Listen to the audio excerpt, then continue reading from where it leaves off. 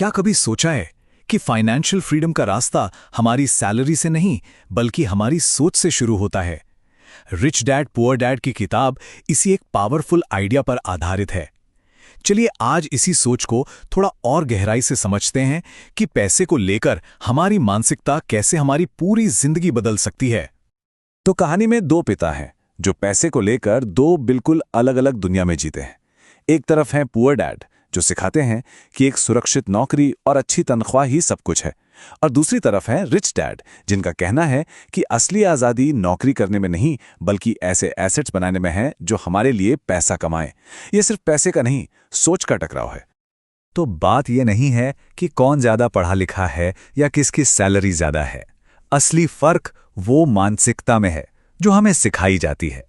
ये पूरा का पूरा खेल सिर्फ पैसे को देखने के नजरिए का है।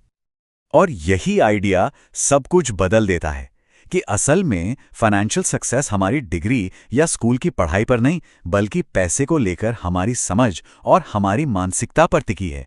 हम पैसे के बारे में सोचते कैसे हैं, बस यही हमारी पूरी आर्थिक कहानी लिखता है। तो चलिए अब आते हैं पहले और सबसे जरूरी सवाल पर, जो हमें खुद से पूछना चाहिए कि क्या हम पैसे के लिए काम कर रहे हैं या फिर पैसा हमारे लिए काम कर रहा है। इसका जवाब ही हमारी फाइनेंशियल दिशा तय करता है। देखिए, पुअर डैड की जो दुनिया है ना, वो डर से चलती है। बिल चुकाने का डर, नौकरी जाने का डर, और यही डर हमें उस कभी न खत्म होने वाली दौड़ में फंसा देता है जिसे कहते हैं रैट रेस, जहां हम बस भागते रहते हैं लेकिन पहुंचते कहीं नहीं। वहीं रिच डैड का रास्ता बिल्कुल अलग है। वो कहते हैं पैसे के पीछे मत भागो बल्कि ये सीखो कि पैसा काम कैसे करता है। ऐसे सिस्टम्स बनाओ जो हमारे लिए तब भी पैसा कमाते रहें जब हम सो रहे हों। चलिए अब उस एक नियम की बात करते हैं जो अमीरों को बाकियों से अलग करता है। ये फाइनेंशियल सक्सेस का सबसे बेसिक लेकिन सबसे पावरफुल सिद्धांत है, एसेट्स और लायबिलिटीज के बीच का फर्क। एसेट की परिभाषा बहुत सीधी है, कोई भी ऐसी चीज जो हमारी जेब में पैसा डाले। सिंपल सोचिए, एक घर जिससे हर महीने किराया आ रहा है, वो एक एसेट है। और लायबिलिटी ठीक इसका उल्टा है, कोई भी ऐसी चीज जो हमारी जेब से पैसा निकाले, जैसे कि हमारी कार जिसके लिए हम हर महीने ईएमआई और मेंटेनेंस पे खर्च करते हैं। बस इन दोनों का फर्क समझना ही गेम चेंजर है। तो एक तरफ है रेंटल प्रॉपर्टी या स्टॉक्स जो इनकम लाते हैं, और दूसरी तरफ है कार लोन या क्रेडिट कार्ड का कर्ज जो पैसा ले जाते हैं। देखिए, सबसे बड़ी गलती जो लोग करते हैं वो यही है कि वो लायबिलिटीज को एसेट समझकर इकट्ठा करते रहते हैं। यहां एक और बड़ा माइंडसेट शिफ्ट आता है। अपनी नौकरी को अपना बिजनेस मत समझिए। हमारा असली काम है अपनी नौकरी के साथ साथ अपने एसेट कॉलम को बनाना। इसका मतलब ये बिल्कुल नहीं कि नौकरी छोड़ देनी है।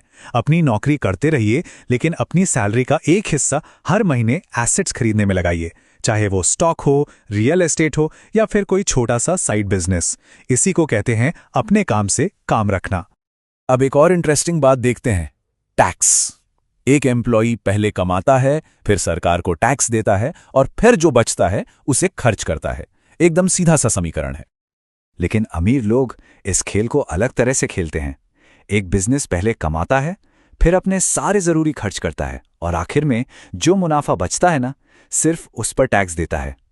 ये एक बहुत बड़ा और हाँ, पूरी तरह से लीगल फायदा है। पैसे को मैनेज करना एक बात है, लेकिन पैसा बनाना वो एक पूरी तरह से अलग कला है। असली दौलत बैंक में नहीं, हमारे दिमाग में पैदा होती है। अब ये सवाल मन में जरूर आ रहा होगा कि कोई पैसा बना या इन्वेंट कैसे कर सकता है। सुनने में थोड़ा अजीब लगता है ना? पैसा बनाने के लिए सिर्फ बचत करना काफी नहीं है। इसके लिए चाहिए फाइनेंशियल समझ, मौकों को पहचानने की नजर और क्रिएटिव सोच। ये कैलकुलेटेड रिस्क लेने का साहस है, जहां डर के बजाय कॉन्फिडेंस हमारा गाइड बनता है। और इसका एक ही रास्ता है, सिर्फ कमाने के लिए नहीं बल्कि सीखने के लिए काम करें। सेल्स, मार्केटिंग, कम्युनिकेशन और लीडरशिप जैसे स्किल्स हासिल करें। ये स्किल्स हमें किसी एक नौकरी से कहीं ज्यादा वैल्यूएबल बनाते हैं और लॉन्ग टर्म में सक्सेस की गारंटी देते हैं। तो ये सब जानने के बाद अगला कदम क्या है? क्योंकि सिर्फ जानना काफी नहीं होता, असली पावर तो इन आइडियाज को एक्शन में लाने में है। कोई पहाड़ नहीं हिलाना है, बस एक छोटा सा बीज बोना है। आज ही कुछ नया सीखना शुरू करें, एक छोटी सी रकम इन्वेस्ट करें या बस पैसे के बारे में अपनी सोच को चैलेंज करें। यहीं से बदलाव शुरू होता है।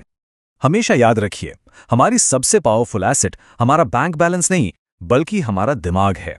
इसे अच्छी तरह से ट्रेन करें, क्योंकि फाइनेंशियल फ्रीडम की असली यात्रा यहीं से शुरू होती है। अगर आपको ये वीडियो हेल्पफुल लगा हो तो प्लीज़ लाइक कीजिए, थिंक ग्रो ऑडियो बुक्स को सब्सक्राइब कीजिए और इससे शेयर कीजिए, जिससे औरों को भी इससे फ़ायदा हो।